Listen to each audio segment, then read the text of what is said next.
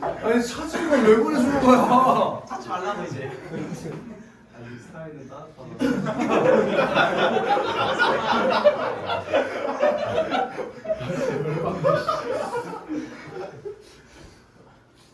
국제 수지표에 기록되는 대외 거래는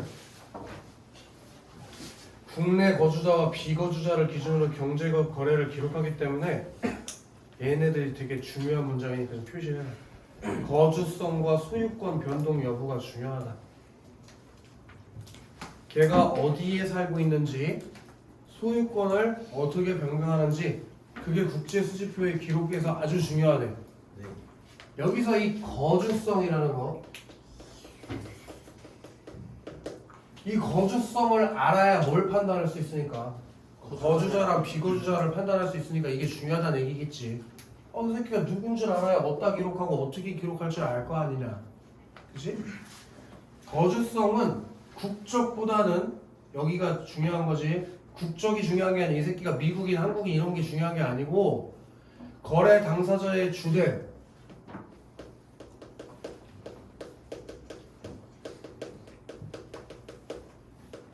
거래 당사자의 주된 경제적 이익에 중심이 되는 나라가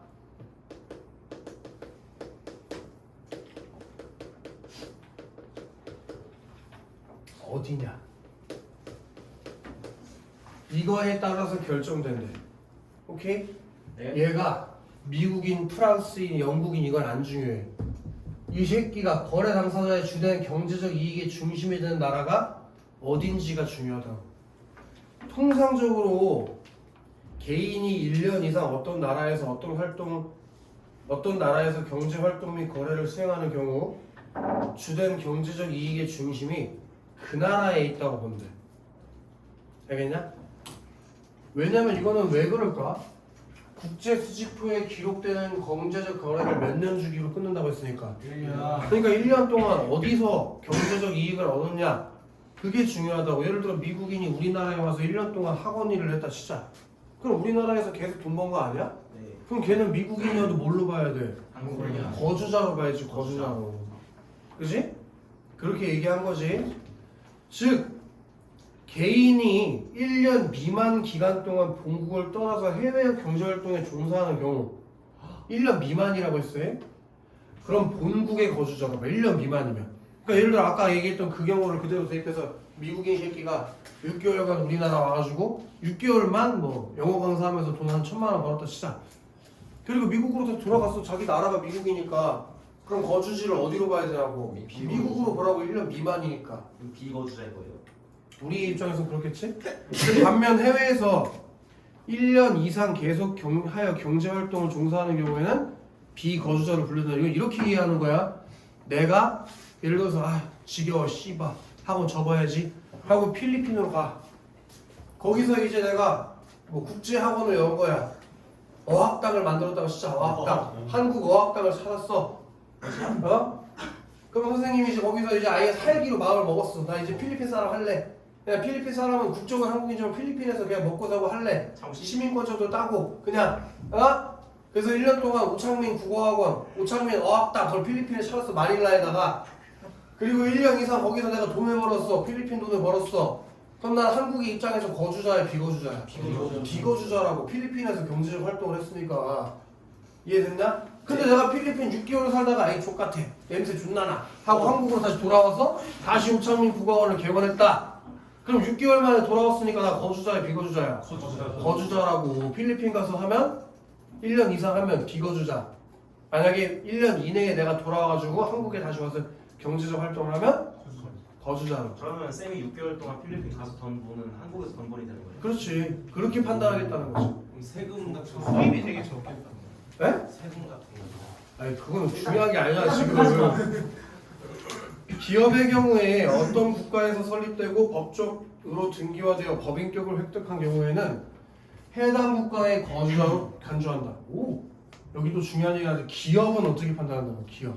개인은 그렇고 기업은 어떻게 판단해? 법인격. 어떤 국가에서 설립되고 법적으로 등기가 돼서 법인격을 획득한 경우 해당 국가의 거주자로 간주한다. 기업 같은 경우에는 우승현 네. 기업 같은 경우에는 어떤 국가에서 설립되고 법적으로 등기되어서 법인격을 획득한 경우 거주자. 그리고 법인격 획득했다는 얘기 보니까 옛날에 기출문제 나왔던 생각나네. 사단법인 얘기 나오는 거 20년, 19년인가 18년 수능이 있을 텐데 어쨌든 법인격을 획득한 경우 해당 국가의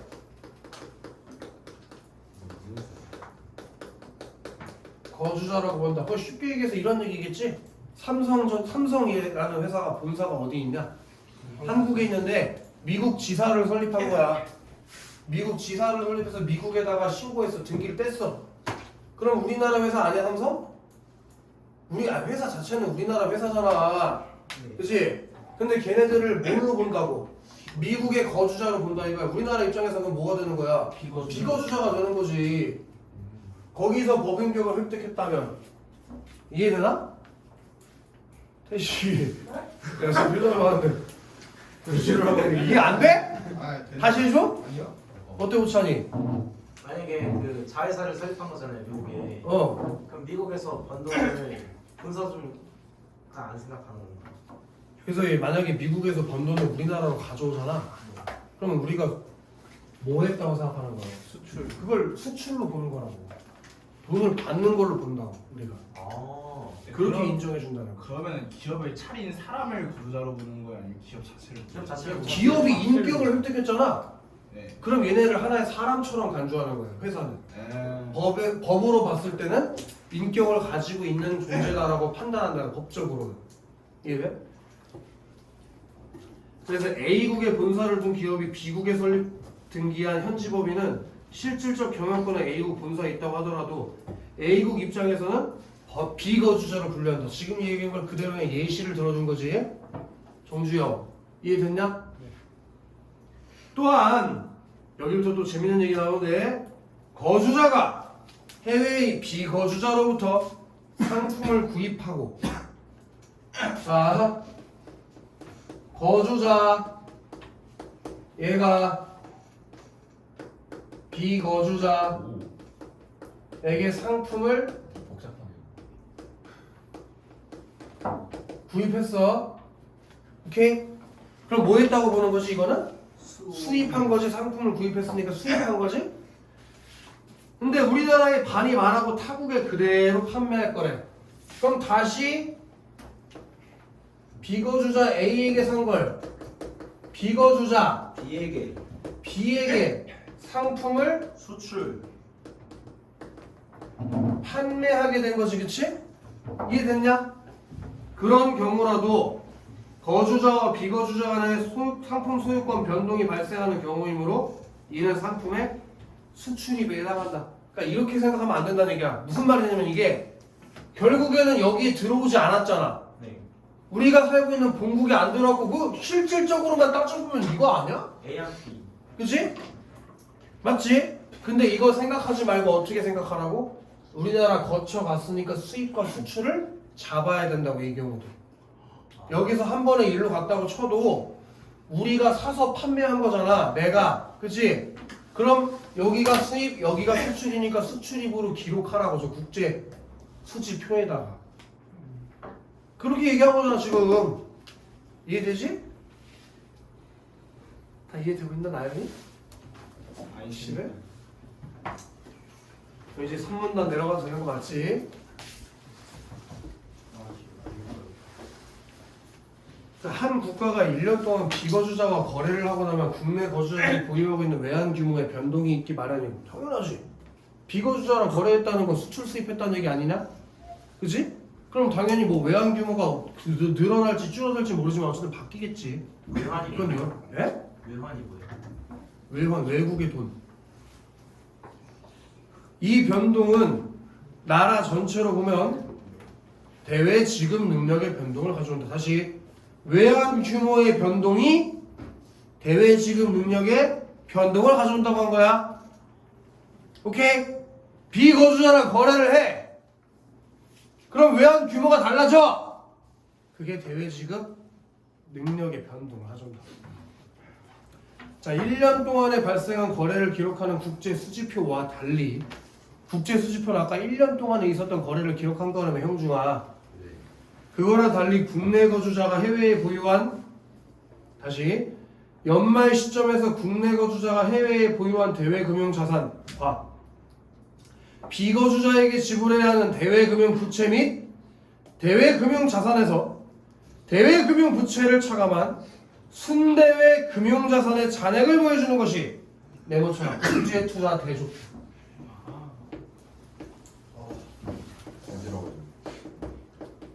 이것만 생각하면 돼. 니네 이것만 이해하면 돼. 국제 수지표는 뭐고 국제 투자 대조표는 뭔지 이것만 잘 이해하면 돼. 다른 얘기는 신경 쓰지 마. 국제 수지표는 뭔지 그리고 국제 투자 대조표는 뭔지 그것만 이해하면 돼. 근데 이 국제 대조표에는 어떻게 돼 있대? 이게 뭘 보여준대? 대외 금융 자산에서 대외 금융 부채를 차감한 순대외 금융 자산의 잔액. 순대외 금융 자산 이걸 보여주는 게 국제투자 대조표라고 해? 이거 어떻게 아는데? 이거 어떻게 알아? 대외 금융 자산에서 대외 금융 부채를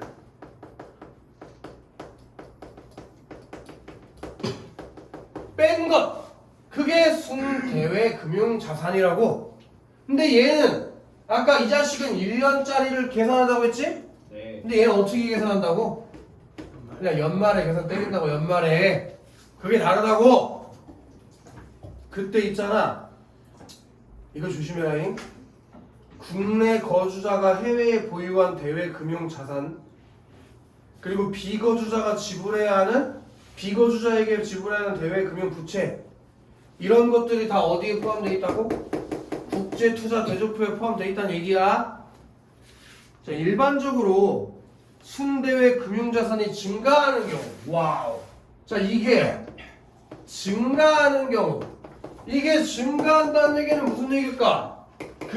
대외 금융자산이 대외 금융부채를 뛰어넘을 때가 있다는 얘기겠지, 그치? 그럼 결과값이 증가할 거냐? 원래 이게 0원이었는데 예를 들어서 대외 금융자산이 많아졌어. 뭐 해외에 투자한 주식이 대박이 터졌나 보지. 그럼 금융자산 많아질 수 있잖아. 네. 주식이 올랐으니까, 그치? 그러면 얘 증가하는 거 아니야? 네. 그치? 그게 증가하는 경우에는 무슨 뜻이라고? 대외 지급 능력이 개선.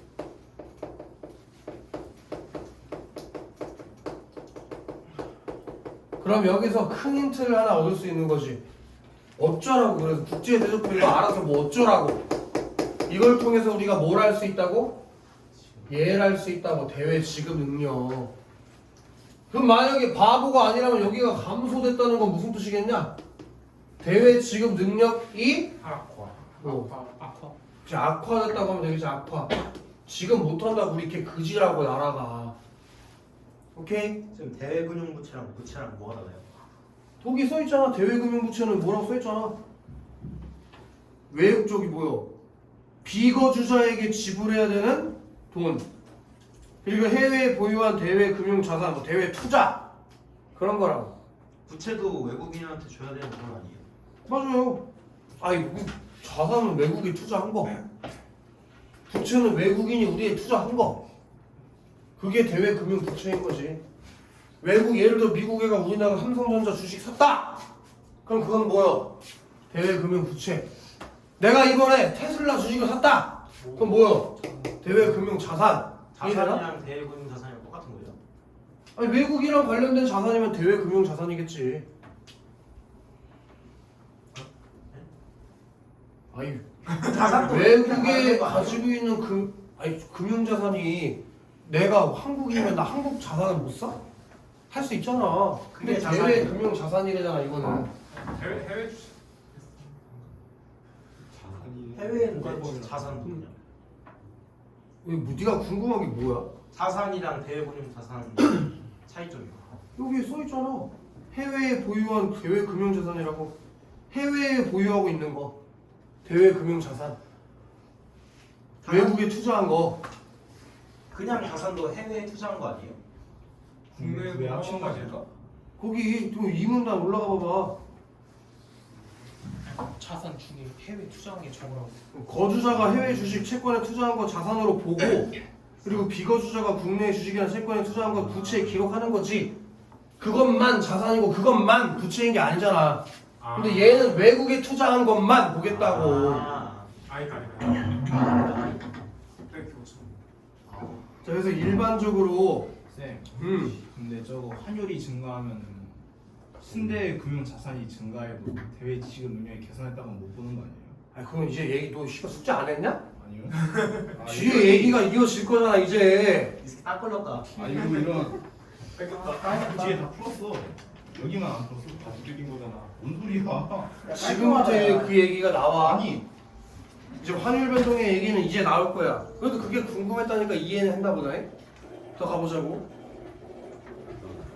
자, 어쨌든 그렇게 순대외 금융자산이 증가하면 대외 지급 능력이 개선된 거요.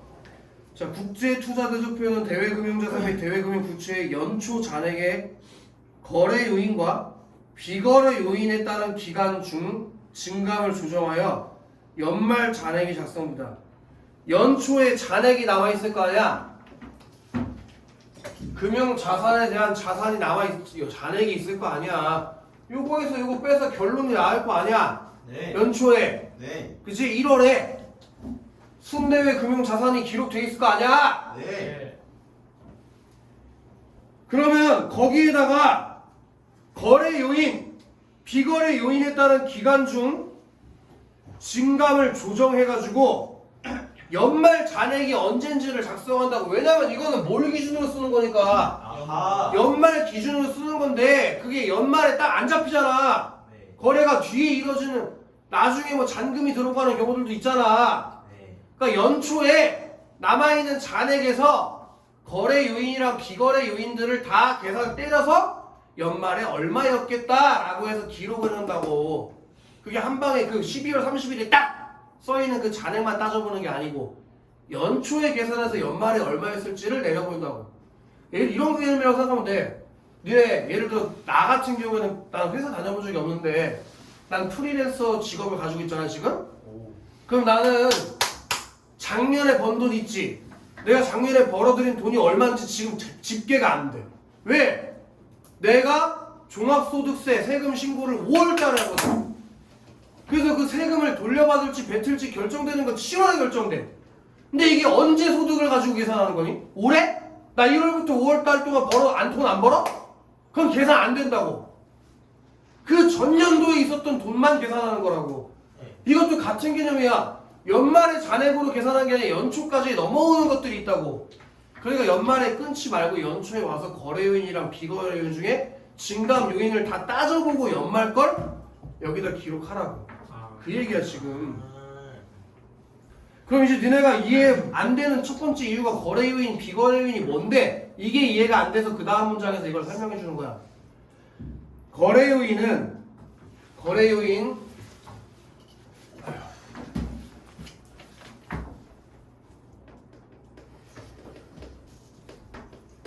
얘는 매매나 차입 등 실제 경제적 거래를 통해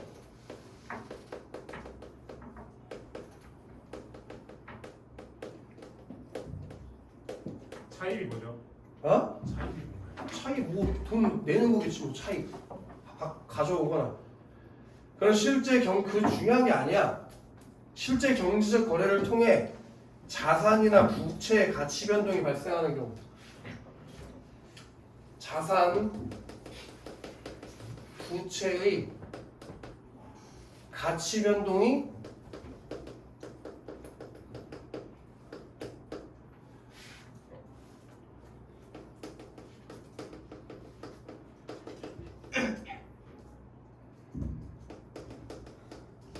국가 간 자금의 이동이 수반된다.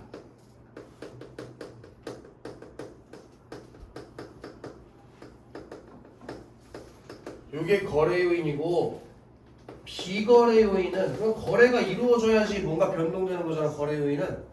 근데 비거래 요인은 거래가 없겠지. 뭐 당연히 거래가 없는데 자산이 변하겠지. 부채나. 얘는 경제적 거래는 없는데 경제적 거래는 없는데 자산이나 부채가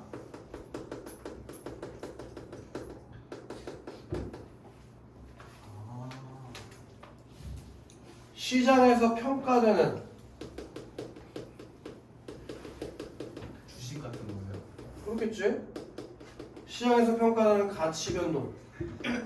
저 가치가 그 숨은 가치만 아니라 보이는 가치도 그렇게 있는 거죠. 숨은 가치는 뭐고 보이는 가치는 뭐야? 이거는 경제야. 경제. 숨은 가치라는 건 없어. 다 X로 매겨지는 것들이야. 뭔지. 뭐 야 그렇게 얘기하면 나 삼성전자 이번에 1주 10만 원 주고 샀다? 오. 근데 이거 나중에 100만 원까지 오를 수 있지 않을까? 이거 숨은 가치가 있어? 하고 이거 12만 원으로 평가해줘. 그럼 너네 이거 12만 원으로 평가하냐? 숨은 가치가 뭐야? 지금 10만 전죠 이제. 아니 뭔 그게 예를 소리야? 든 거야. 그런 가치 변동이 발생하는 경우 한 2주째 팔아먹기. 가치 것만 변동이 발생하는 경우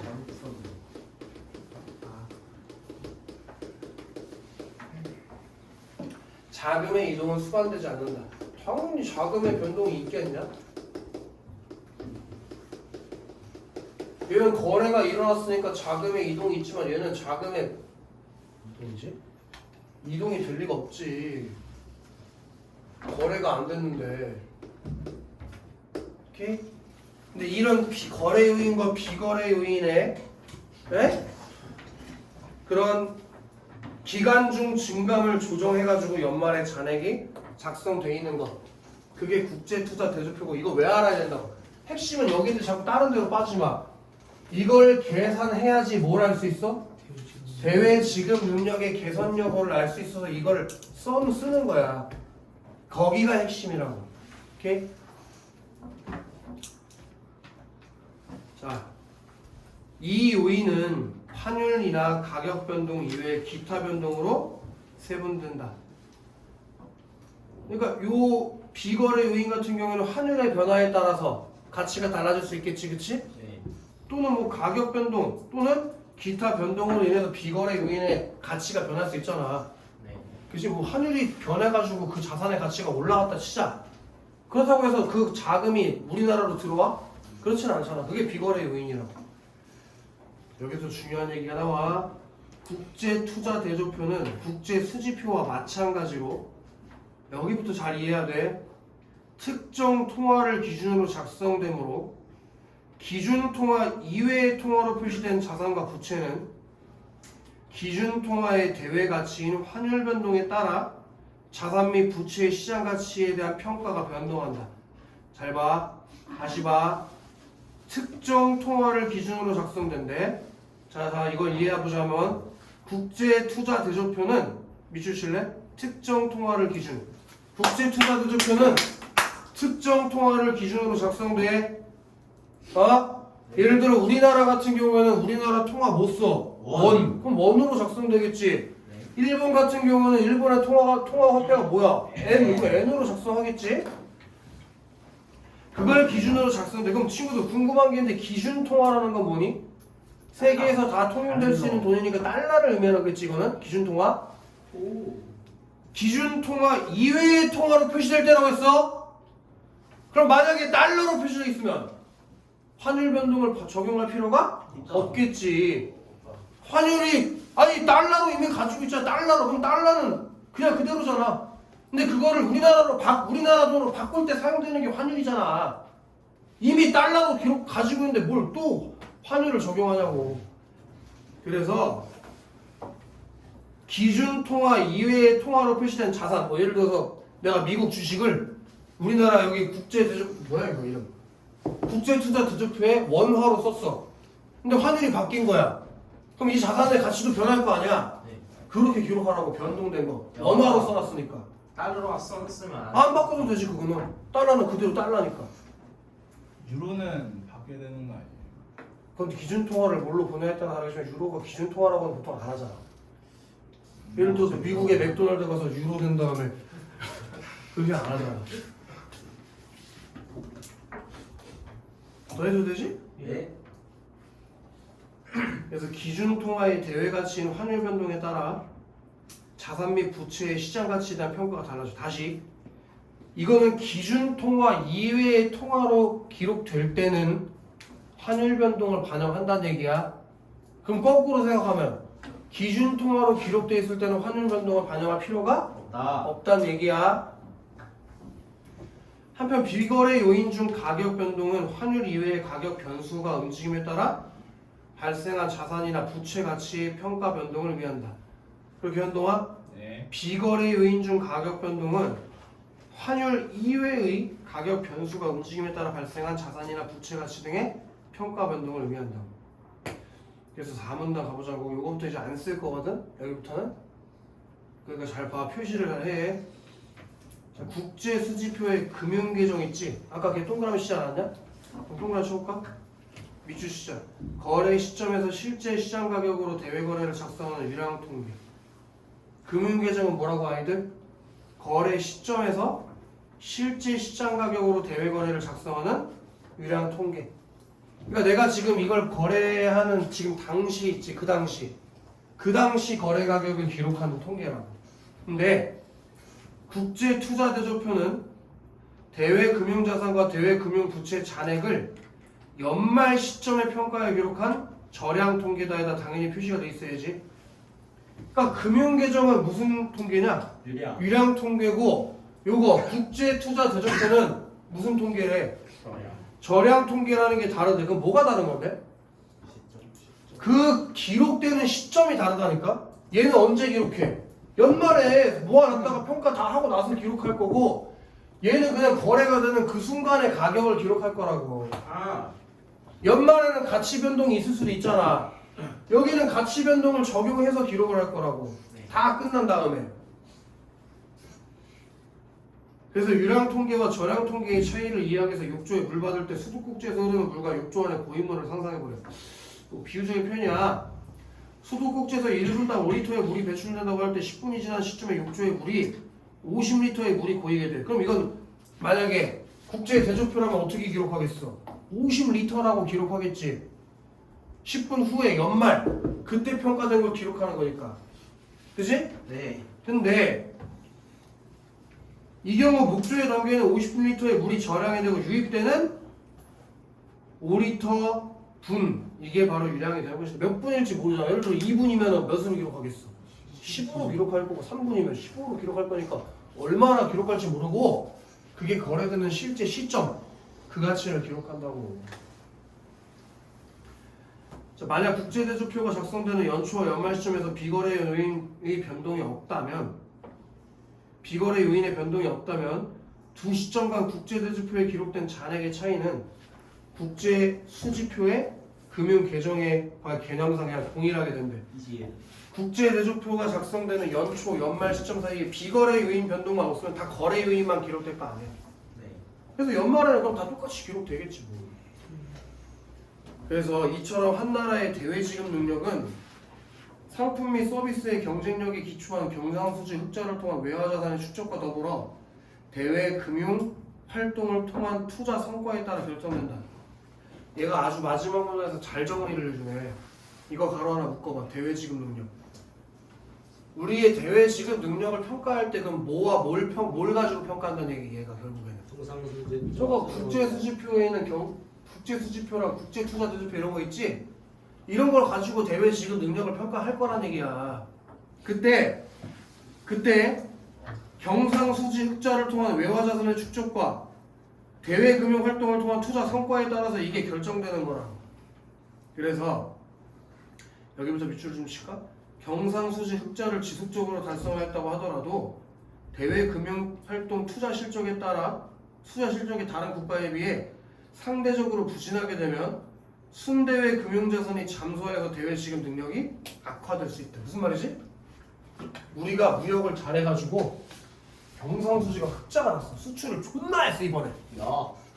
그러면 그냥 액면으로 봤을 때는 우리가 대외 지급 능력이 높을 거로 판단되잖아. 왜? 수출을 많이 했다는 건 수입보다 우리가 가지고 있는 외환 보유가 많다는 얘기일 테니까.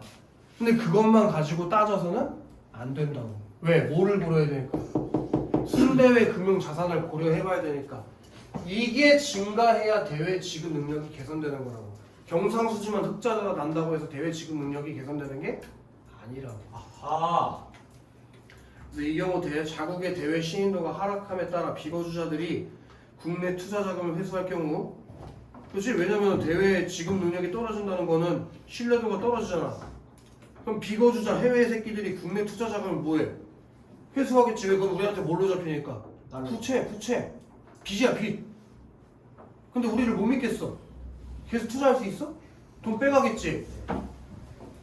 그러면 우리나라에 뭐가 적어져? 통화량이 적어지겠지. 외국에서 돈을 빼갔으니까. 통화량이 적어져. 그럼 환율이 어떻게 돼? 상승한다고.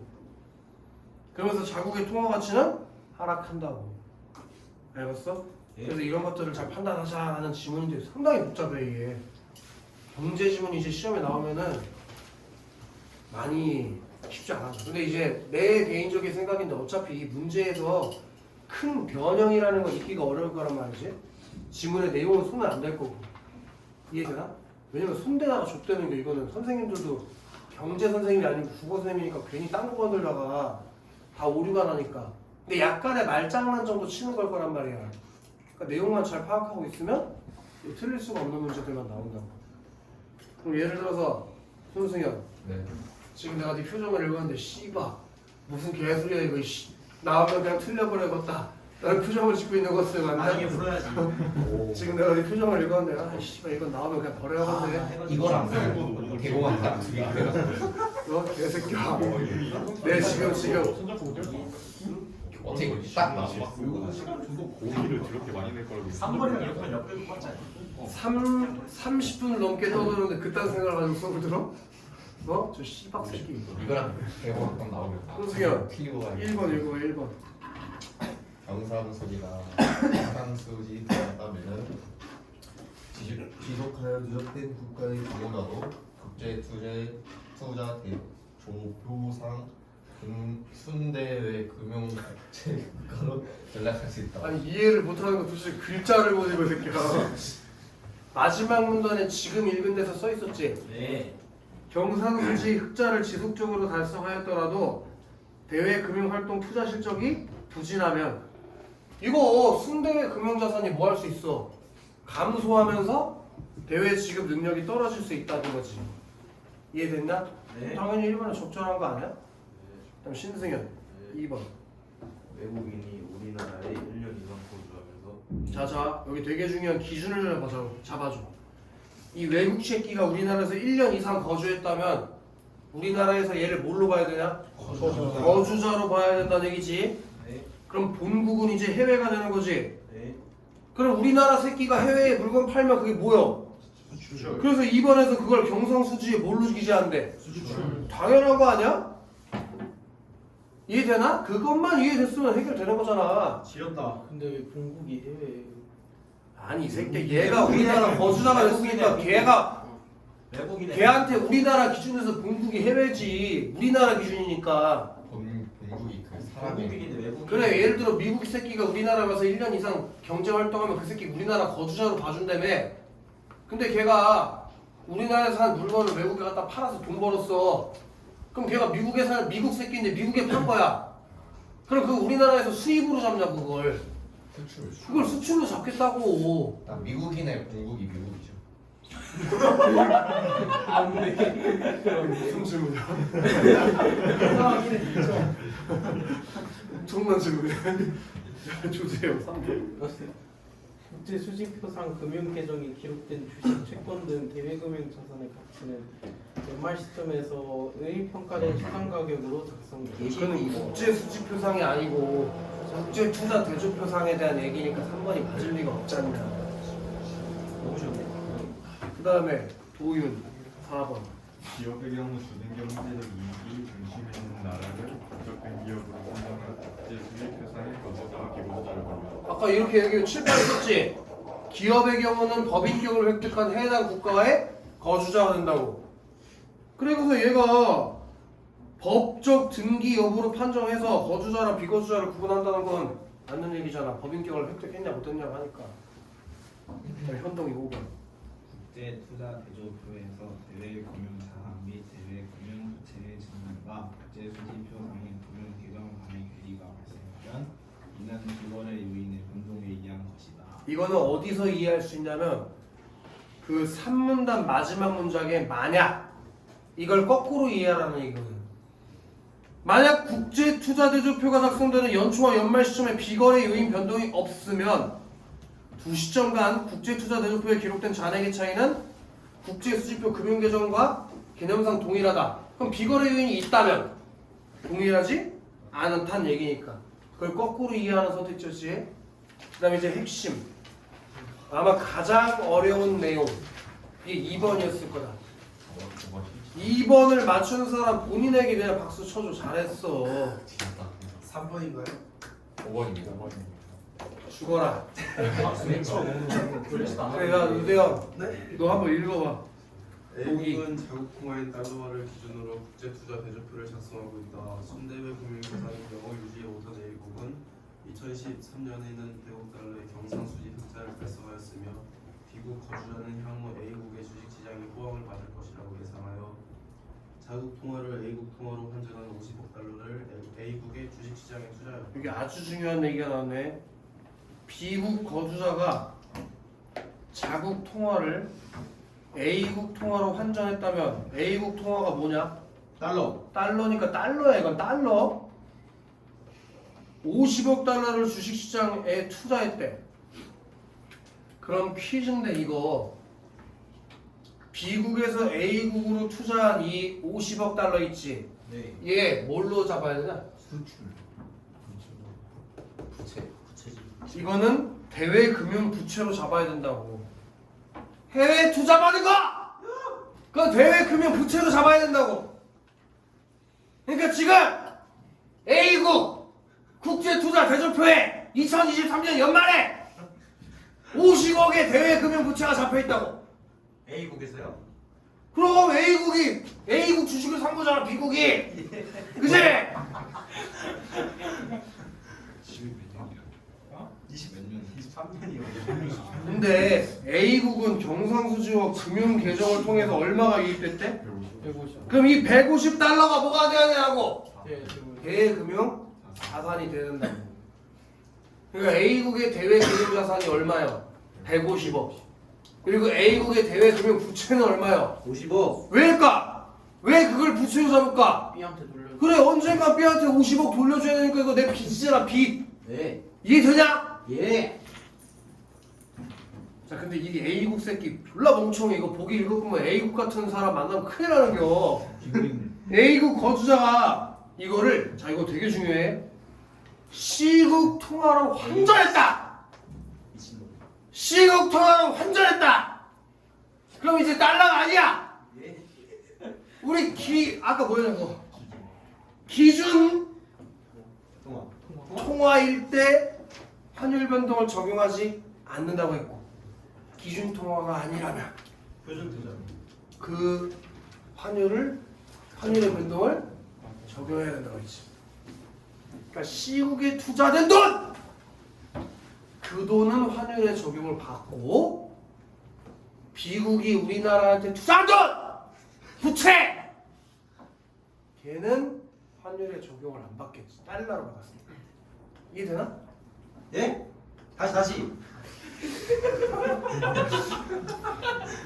B국이 우리나라 A 주식 살 때는 달러로 샀잖아.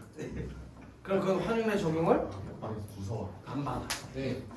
근데 우리가 C국에 자산을 살 때 C국 돈으로 환전해서 기준 통화가 아니라 무슨 통화지 그게? 특정 통화. 특정 통화로 바꿨으니까 그럼 여기는 이제 뭐에 적용을 받아야 돼? 아니요. 환율에 적용을 받아야 된다고. 그게 이해가 안 된 새끼들은 아무도 이거 답을 못 고른다고. 그래서 C국 주식에 전액 투자했다. 와우. 그럼 C국에다가 다 투자했어 이거? 얼마를? 150억. 150억을. 2023년에 비거래 요인에 의한 시장에서 평가된 가치 변동이 발생하지 않았다는 건 뭘 얘기해 주는 거예요? 그 4문단 마지막 문장에 국제 투자 대조표에 기록된 잔액의 차이가 국제 수지표의 금융 계정과 개념상 동일해진다는 얘기해주고 싶었던 거겠지. 단 각국의 주식시장에서 거래되는 주식의 가격은 모두 자국 통화로 표시된다. 그러니까 A국은 어차피 자국 통화가 뭐냐? 달러니까 다 달러로 기록되는 거지. 알겠어? 그럼 이제 23년이랑 관련된 건 다 풀어야 되잖아. 23년은 끝났으니까. 예? 이게 1, 2번 선택지지. 류대현 네. 1번 읽어봐. 2023년도 A국의 국제 투자 대조표에는 대외금융자산이 250달러, 대외금융 부채가 50억 달러로 기록되었을 것이다. 어때? 맞아요. 이건 확실히 맞지? 이건 확실히 이해됐지 양정빈? 그럼 양정빈 봐봐. 처음에 첫 번째 줄 보는 거야? 순대외 금융자산이 몇이었냐? 아이 씨바. 순대외 금융자산이 0을 유지했다니까 이씨. 근데 2023년 말에 어떻게 됐냐고. 순대외 금융자산이 어떻게 됐어? 아이씨. 야! 1번 선택지에서 대외금융자산이랑 대외금융부채가 계산이 됐잖아. 얼마나 대외금융자산이? 이 새끼 뭐하는 새끼지? 그럼 대외금융부채. 그럼 너 순대외 금융자산이 몇 대냐고. 원래 몇이었는데? 0. 너 그럼 0에서 100 된 거는 뭐 한 거야? 그럼 대외 지급 능력이 개선됐다는 뜻 아니야? 그래서 2번에서 개선된 예잖아. 개선됐잖아 지금 100으로. 뭐 어려운 거 아니잖아 1, 2번 선택지까지는. 그지 유대환? 자 육현동 2024년 읽어봐. 2024년에 A국의 정상 수지 및 금융 계정 순자산이 모두 0이라고 하자. 봐봐. 금융계정 순자산이 0이래. 칠판 봐봐. 금융계정 순자산 어떻게 구하냐? 자산 빼기 부채. 그게 0이라는 게 무슨 말이냐? 자산하고 부채가 같다. 3번에 뭐라고 써있냐? 순자산 증감액이랑 순부채 증감액이 같은 거 당연한 거 아니냐? 오! 근데 A국의 주가 있지. 그 예상대로 2배 올랐어. 대박. 그럼 B국 새끼들 우리나라에다 얼마 투자했지? 50억. 그러면 2배 올랐어. 개 대박 쳤네. 그럼 얼마 됐냐? 100억. 그 얘기는 이제 2024년에 대외금융부채는 100억. 100억으로 잡힐 거라는 얘기겠지. A국 좆됐다. 이해돼? 카피가 통도 없는데 지금. 근데 조심해야 돼 이거.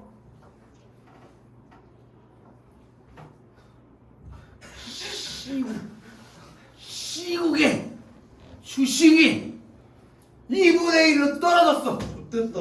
우리 시국에다가 달러 기준으로 얼마 투자했냐? 근데 그게 얼마가 된 거야? 지금 75억이 돼버렸다고. 지금 초비상. 부채가 100억인데 마이너스 25. 자산이 70. 근데 더 큰 문제가 있어. 그거보다 더 큰 문제가 있어. 그 다음에 A국의 통화 대외 가치는 B국의 통화 대외 가치에서 2분의 1배로 하락한 반면. 근데 어차피 A국의 통화 가치랑 B국의 통화 가치에 대한 환율은 계산할 필요가 없어. 네 맞아요. 왜냐면 B국은 다 우리나라에 달러로 했거든. 근데 문제는 우리야. 자, C국의 통화에 대해서는 2배 상승. 잘 생각해야 된다. A국의 통화의 대외 가치는 C국의 통화에 대해서 2배 상승했다는 얘기야. 네. 근데 우리 C국 돈으로 바꿔서 환전한 거잖아. 네. A국의 입장에서 2배 상승한 거라고. 근데 우리는 C국 돈으로 바꾼 거고. 그럼 그 얘기는 무슨 얘기야? 2분의 1배 났다는 얘기죠. 2분의 1배. 왜 식으로 환전해서 달러로 했으면 상관없죠. 이러니까 그랬어도 75으로 책 잡힌 건데. 그러니까 이런 사람을 만나면서 이런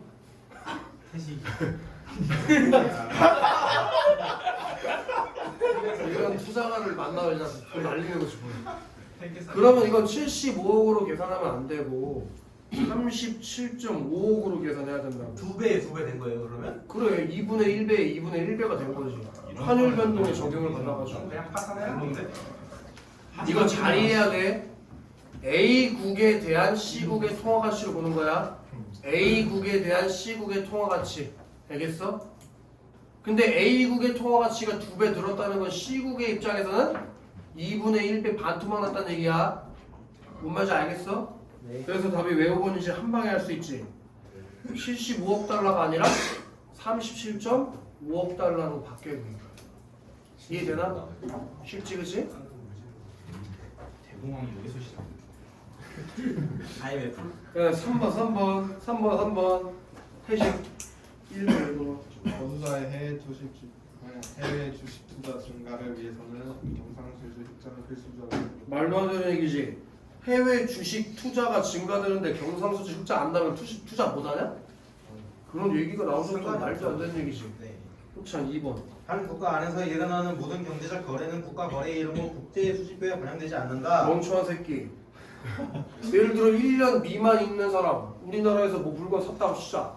그럼 뭘로 접혀? 비거주자. 비거주자가 산 거니까 뭘로 접혀? 우리나라에서 산 거. 수입. 수출로 수출. 수출로 잡힐 거 아니야. 근데 왜 그게 국제 수지표에 반영이 안 돼? 반영 잘 되지. 그지? 그 다음에 대원. 네. 3번. 가격 변동 이외의 비거래 요인 변동이 없다면 국내 주가 하락은 대외 구매 능력을 개선시키는 요인이다. 국내 주가가 하락됐다는 게 무슨 말일까? 빚이 줄어. 그렇지. 우리의 빚이 줄어들었다. 네? 국내 주가가 하락했다. 부채가 줄었다. 그럼 대외 금융 부채가 줄었다. 줄었다는 얘기잖아. 주가가 뭔데요? 주식 가격? 가격이 떨어지는. 주식. 우리나라 주식이 떨어져. 야 호찬아. 네? 미국에서 우리나라의 주식 사지. 네. 그럼 너 이거 자산에 들어가 부채에 들어가. 자산이요. 부채. 아니 씨 일본에서 몇 번을 했어. 잘못 들었어요. 그 처음 질문. 미국 애들이 네. 미국 애들이 삼성전자 주식을 부채죠. 사. 저. 그럼 국내의 주식을 비거주자가 사는 거니까 아니 저기 1분단에서 했잖아. 비거주자가 국내 주식이나 채권에 투자하면 부채로 잡힌다니까. 그지? 네. 아, 예를 들어서 50억 달러를 샀다고 치자고 뭐. 오케이? 네. 근데 우리 국내 주식이 좆된 거야. 반 떨어졌어. 그럼 이거 얼마 되냐? 25. 그러면 결국에 이쪽이 떨어진다는 얘기는 결과값이 어떻게 된다는 얘기야? 증가하다는 얘기 아니야? 여기에 변동만 없다면? 네. 그럼 여기가 증가하면 무슨 말? 그래서. 그래서 대외 지급 능력을 계산시킨다잖아. 근데 미국에서 주식 안 사고 딴 거 샀으면요? 뭘 샀는데? 자재 같은 거. 그럼 주가가 아니잖아요. 자재는 안 그런 건 물어보질 않겠지. 그렇다면은 선택지에서 국내 주가라는 얘기를 왜 넣어줬겠어? 여거 떠올리라고 넣어줬겠지. 대외 금융 부채라고. 오케이? 선택지를 그렇게 만들겠니? 정신이 있다면? 그다음에 3번, 4번 이정빈 4번.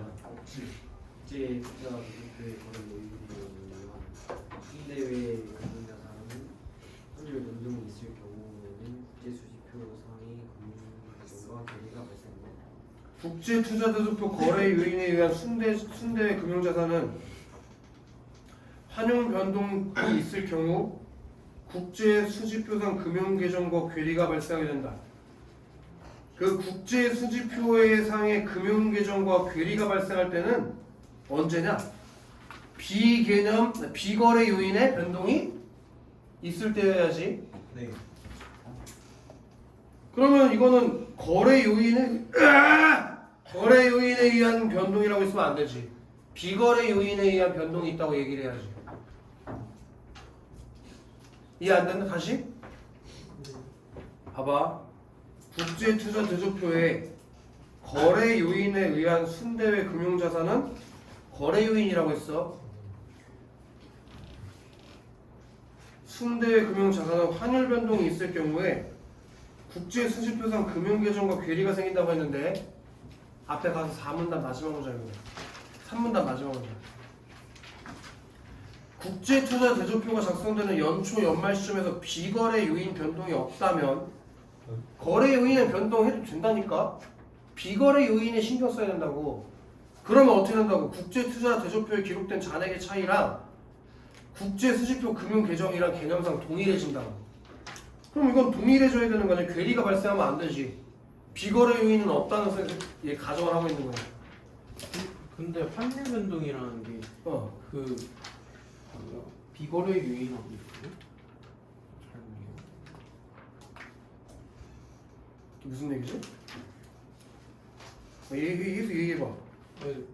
그게 환율 변동이 있을 경우니까 아 비거래 유인이 변했구나 해서가지고 괴리가 일어난다고 생각해요. 근데 그게 거래 요인으로 돼서 환율이 된 거잖아. 그럼 비거래 요인이라고 얘기했겠지. 그걸 맞다고 만들고 싶은 거야. 비거래 요인에 대한 환율 변동이라고 얘기했겠지. 그렇게 하고 싶었어. 우리가 과학팀 그 다음 5번 가보자고. 국내 본사가 해외 A국에 설립한 설립 등기를 마친 현지 법인으로부터 물품을 구매했대. 자, 이거 얘기하고 싶은 거지. 이거. 얘 아까 3문단 쪽이 2문단 마지막에 거주자가 비거주자한테 물품 구입한 다음에 우리나라 안 고치고 다른 비거주자한테 파는 상황 얘기해 주고 싶은 거지. 그냥 그걸 기업으로 바꾼 것뿐 아니야? 네. 그러면 이거 국내 본사가 해외 A국에 설립 등기를 마친 현지 법인으로부터 물품을 구매했대. 그냥 그건 무슨 얘기야? 비거주자한테 거주자가 물품을 구매했다는 말이랑 똑같은 말이야. 네. 그러면 그걸 반입 안 하고 해외 B국에 다른 데 팔았대. 그러면은 이건 수출 수입으로 잡힌다고 했잖아. 네. 그러니까 왜 국제 수입에 반영이 안 되냐고. 반영되겠지. 이거랑 똑같은 거라니까. 오케이? 네. 그 다음에 이거 4번 틀린 새끼 그냥 죽어라. 국제 수지표에는 좀 칠판으로 써 있는 것 같은데 뭐요? 경상수지, 자본수지, 금융수지가 들어가는 거 아니야? 금융계정? 근데 국제투자대조표에는 대외금융자산, 대외금융부채, 순대외 금융자산, 그리고 금융계정. 이게 금융계정이 아마도 미안해 다시. 금융계정이 아마도 거래 요인쯤 되겠지? 그러면서 가격 변동이나 환율 변동이나 기타 변동이 비거래 요인에 영향을 주는 거라고 했잖아. 그걸로 인해서 뭘 계산한다고?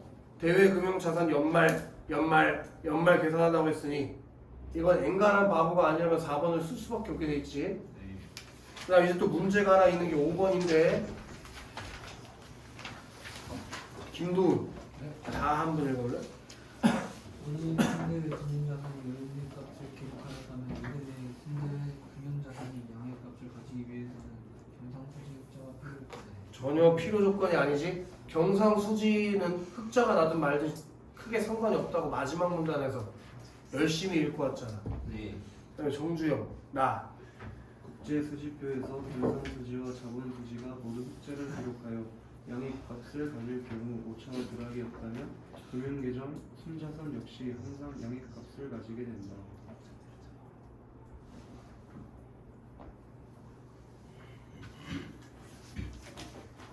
이거네. 봐봐. 국제 수지표에서 경상수지랑 네 얘기하는 거요. 예지에 얘가 양의 값을 갖는데 얘는 양. 근데 이 결과가 몇이 나와야 되지? 0. 그럼 얘 뭐 나와야 돼? 마이너스. 양의 값이 나와야지. 아, 예. 얘가 마이너스가 나오면 여기가 아, 플러스가 마이너스. 된다며. 그지? 그러니까 얘도 항상 뭐가 나와야 돼? 마이너스 플러스. 플러스 값이 나와야지 0이 될 수 있잖아. 예. 그러니까 나는 맞는 얘기라고 있는 거지. 이해되나? 네. 그 다음에 다 태수 다 읽어봐. 투자 대조표에서는 기준 통화, 자국 통화의 환율만 고정되어 있으면 제3의 통화의 환율 변동에 의한 대외 금융자산 및 대외 금융 부채의 가치 변동은 발생하지 않는다. 완전히 거짓말이지. 국제 투자 대조표에서 기준 통화, 자국 통화의 환율만 고정되어 있으면 제3의 통화 환율 변동에 의한 대외 금융 자산 및 대외 금융 부채의 가치 변동은 안 발생해? 그게 지금 앞에 2번 보기에 있었던 거랑 똑같은 거 아니야? 시국의 통화가 변하니까 대외 금융 부채 가치 변동 이런 거 다 변하잖아. 근데 왜 발생하지 않는다고 거짓말해? 그럼 그 얘기는 라가 맞는 얘기라는 건데 일국이 다른 국가에 가공 원재료를 제공한 후에 가공 후 가공품을 다시 돌려받는 경우 이 상품의 소유권 변동이 발생하지 않았다면 해당 상품 거래 수출입이 해당 상품 거래는 상품 수출입에서 제외된다. 맞아요. 자, 일국이 다른 국가에 가공 원재료를 제공해 가공 후 가공품을 다시 돌려받아. 그때 소유권 변동이 없었다. 그러면 수입도 수출도 아니란 얘기니까 수출입에서 제외돼야지. 그래서 답이 4번이었다. 사회적 가도 돼요? 갔다 와. 자, 바로 사회문화 7강 하나 가보자.